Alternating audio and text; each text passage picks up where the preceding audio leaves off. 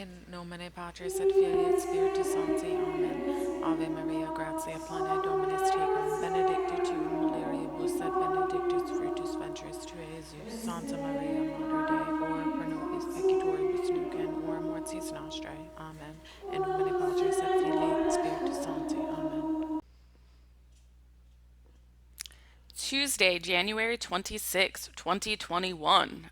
We are 6 days in to the globalist takeover of America, but that's not what this video is about. So, check this out. I have gotten quite a few downloads on my podcast platforms since I started transferring these YouTube videos over into podcast fashion or podcast platforms, I should say.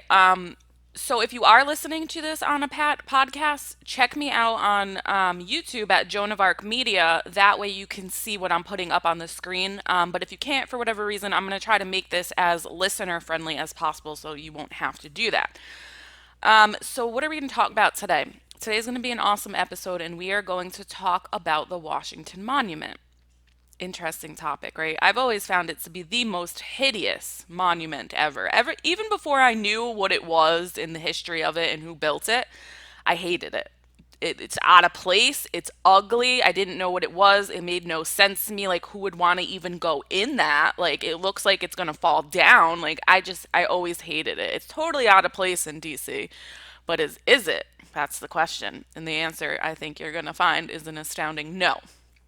So, we are going to go over the history of the Washington Monument, and especially in relation to who it's memorializing, which is, you know, George Washington, and who built it, and the history behind that, and who he was associated with. And why are we going over this? Well, we are going over it for a couple of reasons. One, I think it's a good opportunity to go over it because evidently on Sunday, the day of the Lord, Alleluia, the Washington Monument went dark. So the national, and this is an actual blackout, not the fake Vatican blackout that I was ranting about a couple weeks ago, but this was legit.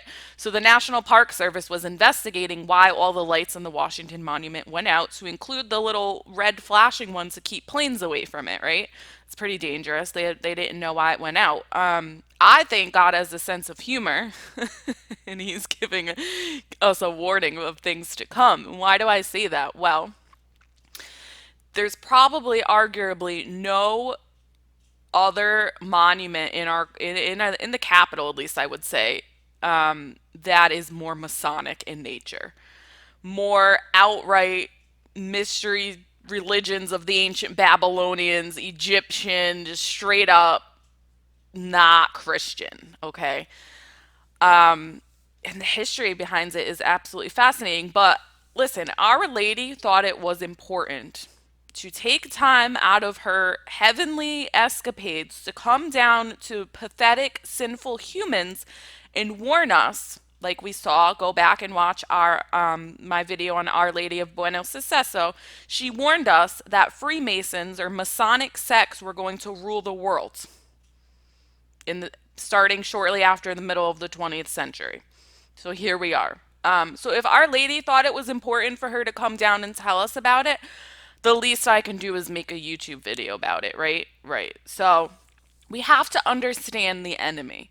We have to understand the plan. We have to face it. We have to realize how much trouble we're in, how much this is really a satanic takeover. It's not a left versus right. It's not even a government versus people, or people even versus the global elite. It's the entities, like St. Paul tells us in Ephesians, behind all this. And that is depicted clear as a whistle, clear as gin, clear as a bell, whatever you want to say, in the Washington Monument. So without further ado, let's hit the facts on this thing. All right, so the first thing you might notice about the Washington Monument is its very interesting shape, right? It's not like a normal building that you would see in America. And it's obviously very tall and skinny, with a pyramid at the top of it. So evidently, this is called an obelisk. And at the time, it was obviously the tallest building, I think, in America, maybe in the world. But it's a very specific structure, and that structure is a page right out of ancient Egypt. So if we look at what Wikipedia says it is, it's an obelisk from ancient Greek. The word is from ancient Greek. It is a tall, four sided, narrow, tapering monument which ends in a pyramid like shape at the top. Originally, they were called tekenhu by their builders, the ancient Egyptians. The Greeks who saw them used the Greek term obelisk to describe them, and this word passed into Latin and ultimately English. Ancient obelisks are monolithic, that is, they consist of a single stone. Most modern obelisks are made of several stones. They were promoted in the architecture of the ancient Egyptians, and they played a vital role in their religion, placing them in pillars at the entrance of the temples. And I also just want to interject here after the fact that these pillars in ancient Egypt were known to be next to temples, and then thinking back to the speech that Nancy Pelosi gave after the January 6th Capitol incident, in which she says the Capitol building is the temple of their democracy, showing what her religion is. Obviously, it's politics. In that you know the the Washington Monument is in close proximity to that. I don't think that's a coincidence either. I think that it is at the entrance to the temple, so to speak. The word obelisk, as used in English today, is Greek rather than the Egyptian word because Herodotus, the Greek traveler, was one of the first classical writers to describe the objects. A number of ancient Egyptian ones are known to have survived. They are now dispersed throughout the world, and fewer than half remain in Egypt. The earliest temple obelisk, still in its original position, is made of red granite, and it is the obelisk of Senuseret, the first of the 12th dynasty in modern Heliopolis. The obelisk symbolizes the sun god Ra. And during the religious reformation of Akhenaten, it was said to have been a petrified ray of the sun disk. Benbin was the mound that arose from the primordial waters new, which upon the creator god Atum settled in the creation story of the Heliopolitan creation myth, form of ancient Egyptian religion. So, as we can see, it's all about ancient pagan gods. Moral of the story, sun worship. And not S-O-N, sun, but S-U-N, sun. Ancient Egyptian obelisks in ancient Rome. Around 330 BC, after Cleopatra, the last pharaoh, committed suicide, Rome took control of Egypt. The ancient Romans were awestruck by the obelisks they saw and looted the various temple complexes. In one case, they destroyed walls of the Temple of Karnak to haul them out. There are now twice as many obelisks that were seized and shipped out of Rome as remained out by Rome as remained in Egypt. The majority were dismantled during the Roman period over 1700 years ago. So then Wikipedia goes on, and this is why you cannot trust secular sources because we don't get the whole story. Because, of course, they have to group the Catholic Church into this worship of the sun, right? Of course they do. So Pope Sixtus V was determined to erect the obelisk in front of St. Peter's, of which the nave was yet to be built. But they don't say why. So the reason why he wanted it erected was to show the church's triumph over paganism. Okay? And that is not what was going on in the capital of America, I can tell you that. So, anyway, I digress. You get the point.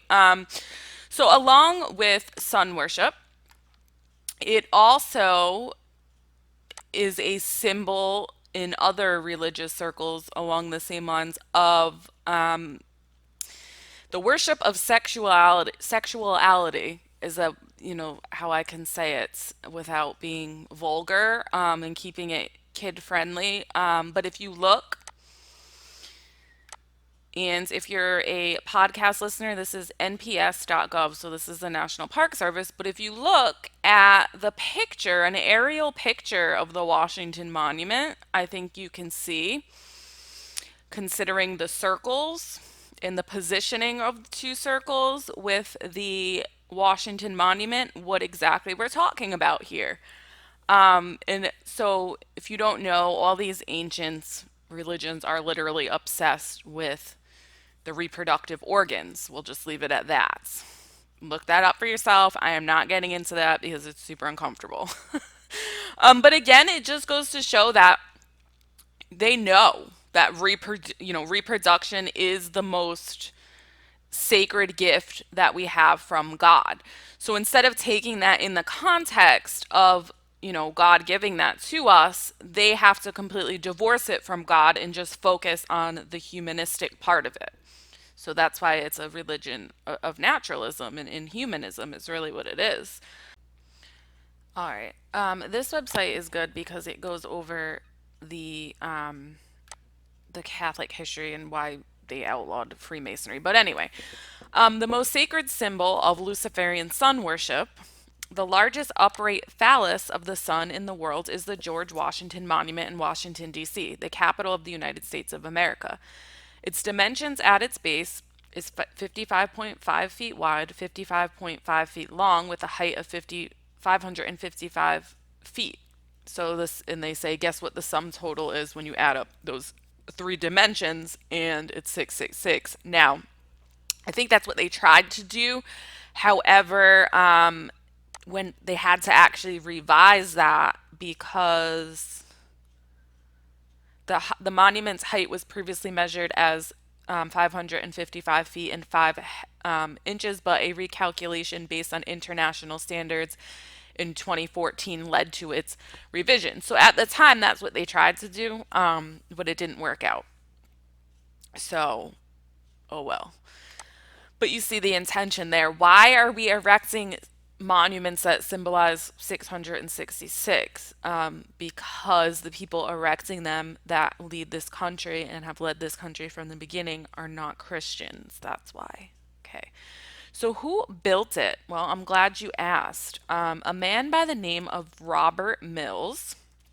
And he was from Charleston, South Carolina, my neck of the woods. And he was a high level Freemason. I think like 33rd degree, like up there. So he was the one who designed this. He also went on to design many other Protestant churches, as well as courthouses. So my courthouse, our old courthouse, we have two. We have an old county courthouse and then a new, bigger one that was built. And that's actually a historic landmark, the old one that he designed as well. Super creepy. I hate going in there. It's just an awful place, but whatever. I don't like old stuff. It's creepy to me. I like some old stuff, but that one is just, it's like dark and the hallways are narrow and the stairs are rickety. Um, but the new courthouse, and I probably have a picture of this somewhere.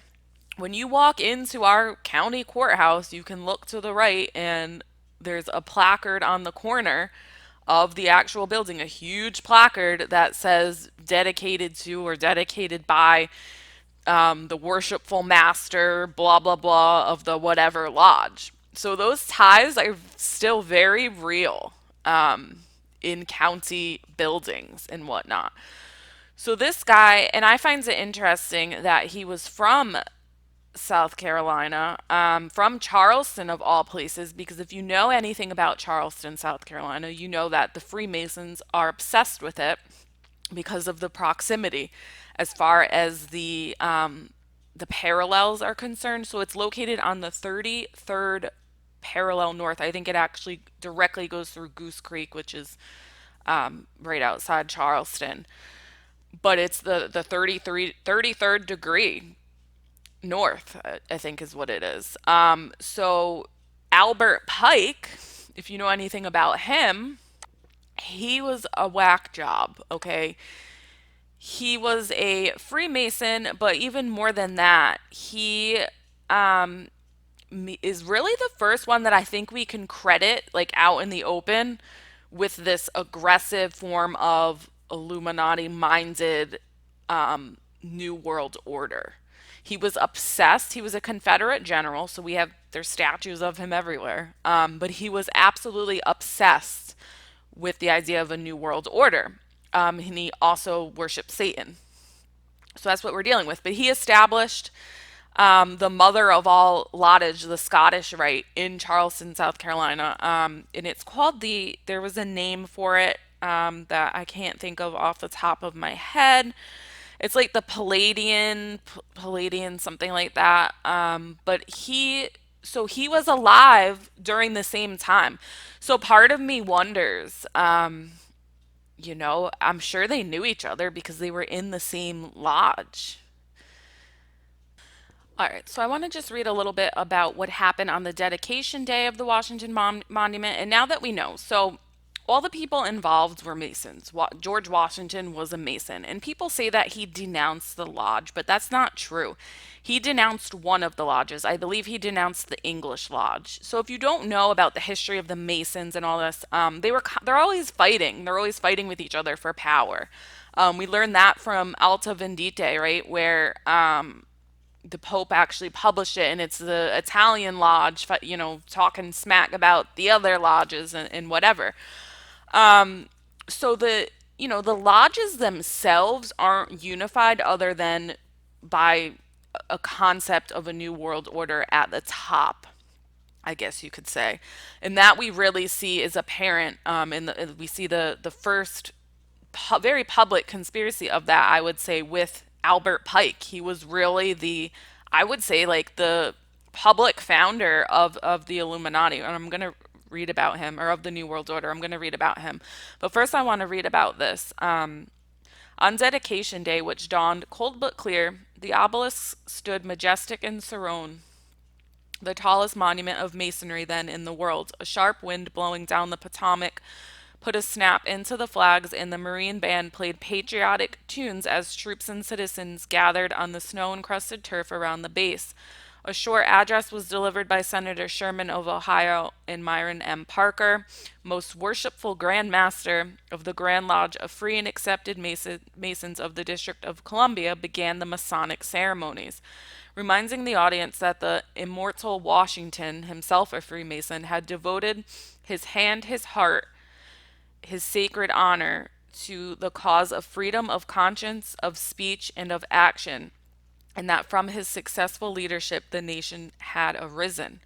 As props for the Masonic ceremony, there was the same gavel which George Washington had used to lay the cornerstone of the Capitol, the same Bible on which he had taken the oath as president, the same apron made of Madame Lafayette, plus a golden urn containing a lock of Washington's hair, passed down by every Grand Master of the Grand Lodge of Massachusetts.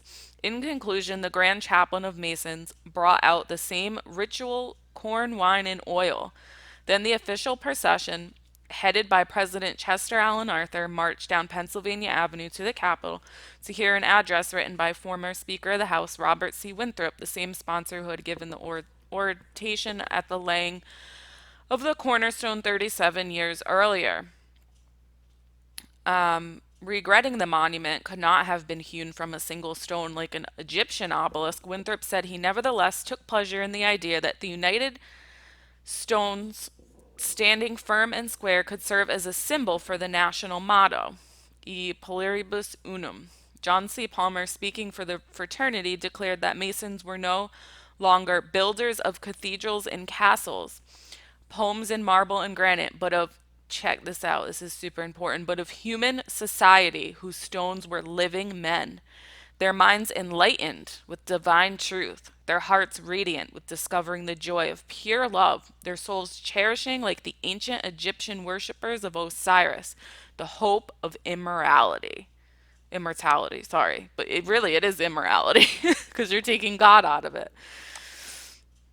Within 10,000 Within a year, 10,000 citizens had climbed to the top of the obelisk to look out across the tranquil Potomac at the gentle slopes of Mount Vernon where Washington lay buried.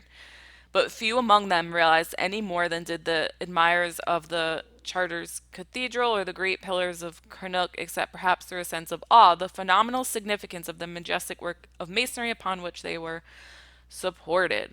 And this is out of The Magic of Obelisk by Peter Tompkins, chapter 15.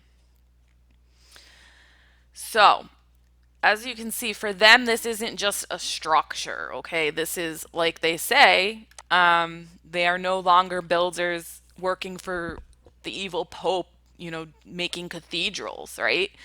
That's originally what the Freemasons were. They were, most of them, in France and stuff like that, in Europe, made these beautiful cathedrals. But no, they don't do that anymore. Now, this was their symbol that now they are builders of society and they take that mission very seriously. Now, I would like to ask who nominated them to be builders of society because I want off. Like, how do I sign up for that? Like, no thanks, right? So then we can see, especially in Albert Pike, how it has really this I refer to him a lot because it's out in the open with him. He published everything. He published his book called Morals and Dogmas, which is of the faith of Freemasonry. He talks about financing world wars. He was, so I think I already said this, but if not, I'll go over it again. He was a Confederate general who was obsessed with the New World Order in the 19th century. And like I said, he was alive during the same period of time when the designer of the Washington Monument, Mr. Robert Mills, was also alive. There's no doubt they knew each other, although I haven't looked into it enough to make that determination. But I'm sure they did. So let's read a little bit about Mr. Pike. Pike was said to be a genius, able to read and write 16 different languages. Although this author cannot find a record of anywhere of what those languages were. In addition, he is widely accused of plagiarism, so take that with a pinch of salt. At various stages of his life, he was a poet, philosopher, frontiersman, soldier, humanitarian, and philanthropist, a 33rd degree Freemason. He was one of the founding fathers and the head of the ancient accepted Scottish rite of Freemasonry, being the Grand Commander of North American Freemasonry from 1859 and retained that position until his death in 1891. In 1869, he was a top leader in the Knights of the Ku Klux Klan. Incidentally, Freemasonry itself is a fascinating subject, this author says, and I could devote an entire website to it. Simon Gray, a Freemason, has compiled blah, blah, blah. Pike was said to be a Satanist who indulged in the occult, and he apparently possessed a bracelet which he used to summon Lucifer, with whom he had constant communication. He was the Grand Master of a Luciferian group known as the Order of the Palladium, or Sovereign Council of Wisdom, which had been founded in Paris in 1737. Palladianism had been brought to Greece from Egypt by Pythagoras in the 5th century and was this cult of Satan that was introduced to the inner circle of the Masonic lodges. Some of them, yes. It was aligned with the Palladian of the Templars. In 1801, Isaac Long, a Jew, brought a statue of Baphomet. Now, we see this reemerging, this theme of Baphomet. I did a video on it as far as the BLM protests and all this stuff, the symbology of Baphomet. Baphomet is also depicted as a goat. And going back to the Washington Monument and the reproductive worship or organs of the worship of the reproductive organs is sometimes depicted a goat as well. That god is depicted as a goat as well. So it's the same concept, but so anyway, he brought a statue of Baphomet to Charleston, South Carolina, where he helped to establish the ancient and accepted Scottish rite. Long apparently chose Charleston because it was geographically located on the 33rd parallel of latitude. Incidentally, so is Baghdad. Now, I have been to both places, and I can tell you, I hate both places. I'm not a fan of Charleston. I own my own business and I was originally going to expand down into Charleston and maybe try to open up an office there, but I hated going there. So now I contract all my work out to somebody in that area. It's an awful place and it's a fascinating place because of the history of it, But every time I go there, I'm absolutely miserable. And I didn't understand like the spiritual aspect of it. And I have been there, I visited Charleston for years, but it's one of those places that you just have an unsettled feeling. I have gotten the same feeling in Baghdad. I've gotten the same feeling in Washington, D.C. I've had several friends that lived in Washington, D.C., including high levels in private contractor positions within the government for three-letter agencies, if you will, who have offered me tours of, insider tours, and I have always declined. And I never understood why. I have never been in the Capitol building. I've been to DC a bunch of times. The only two places I have been, or three places, I guess you can say, I did go to the Lincoln Memorial. It was horrible. My son actually fell off the steps of the Lincoln Memorial and smashed his face. Literally face planted so hard on the ground. It was horrible. So that was a terrible experience. I have been to I have been to Arlington Cemetery because my friend's buried there, but that's obviously not in DC. And I've also been to the National Shrine, but I didn't venture off that property. The Immaculate Conception, a Marian site. But as far as sightseeing in Washington D.C., and I've stayed up there, outside. I just never wanted to do it, which is odd. You would think that, it's supposed to be like this big patriotic place, but it just has always made me uncomfortable. But thinking back on it, these hot spots, if you will, have always, I mean, Baghdad, obviously that was war, so that's understandable. But it's just, there's a very oppressive feeling in Baghdad. There's a very oppressive feeling in Charleston. It's not even oppressive. Like it's a nice place and the history is kind of cool to learn about, but I always feel unsettled. It's an unset like I just want to leave and go home. So it's odd, but now we know, the more you read, the more you learn.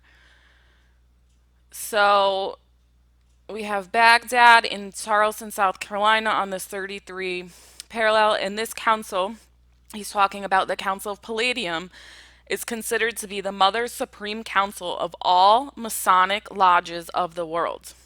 Pike was Long's successor, and he changed the name of the order to the New and Reformed Palladian Rite, or Reformed Palladium. The order contained 2 degrees. Adelph, or brother, and companion of Ulysses, or companion of Penelope. Pike's right hand man was Pelagius Walder from Switzerland, who was a former Lutheran minister, a Masonic leader, occultist, and spiritualist.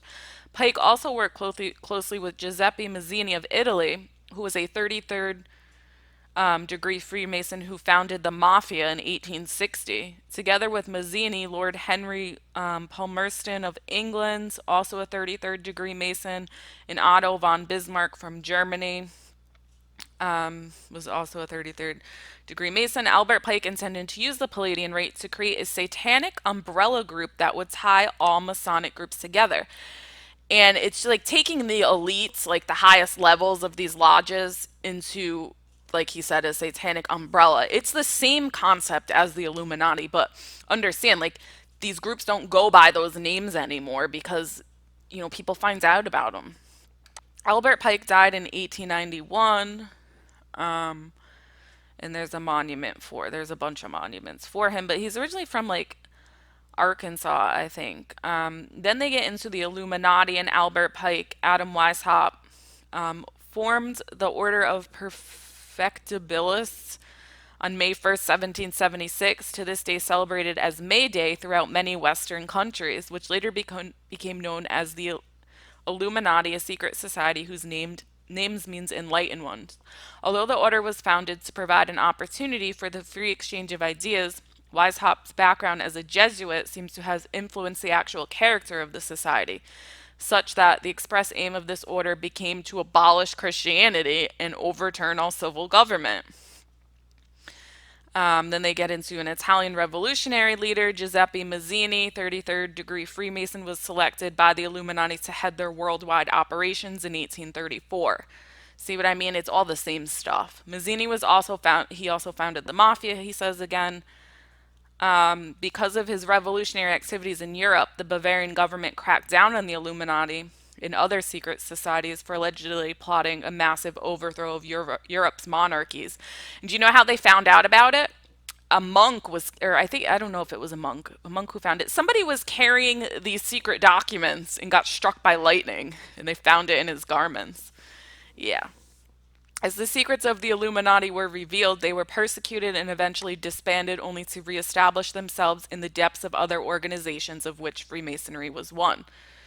During his leadership, Mazzini enticed Albert Pike into the now formally disbanded but still operating Illuminati. Pike was fascinated by the idea of a one world government, and when asked by Mazzini, readily agreed to write a ritual tome that guided the transition from average high ranking Mason into a top ranking Illuminati Mason, 33rd degree. Since Mazzini also wanted Pike to head the Illuminati's American chapter, he clearly felt Pike was worthy of such a task. Mazzini's intention was that once a Mason had made his way up the Freemason ladder and proved himself worthy, the highest ranking members would offer membership to the secret society within a society. And that's why, if you talk to the average Freemason, they think you're a lunatic because they have no idea. It is this reason that most Freemasons vehemently deny exactly the evils of their fraternity. And it just goes on to talk about in 1871, Pipe published the 861 page Masonic handbook known as The Morals and Dogmas of the Ancient and Accepted Scottish Rite of Freemasonry. And it all ties back to the Rothschilds. So when you hear that name, the House of Rothschild, Childs are they're the ones who funded all this and still do. They were financed by, yeah, he says it, by British, French, German, and American international bankers, all of them dominated by the House of Rothschild. Between 1859 and 71, Pike worked out a military blueprint for 3 world wars and various revolutions throughout the world, which he considered would forward the conspiracy to its final stage in the 20th century. And in that blueprint was World War I, World War II, and he also wants a World War III, which we haven't seen, but I'm sure we will. So, Albert Pike, the guy who's obsessed with a new world order, has ties to Charleston, 33rd degree Freemason, and then Robert Mills, who lived the same time and designed the ugly Washington Monument to commemorate George Washington, a Freemason. Also was from Charleston and was a high level Freemason. So you can kind of see how the Washington Monument is like a trophy, or the New World Order marking their territory on America, is really what it is. So that's why I hate it, and I think the more you research it, you'll see why I hate it.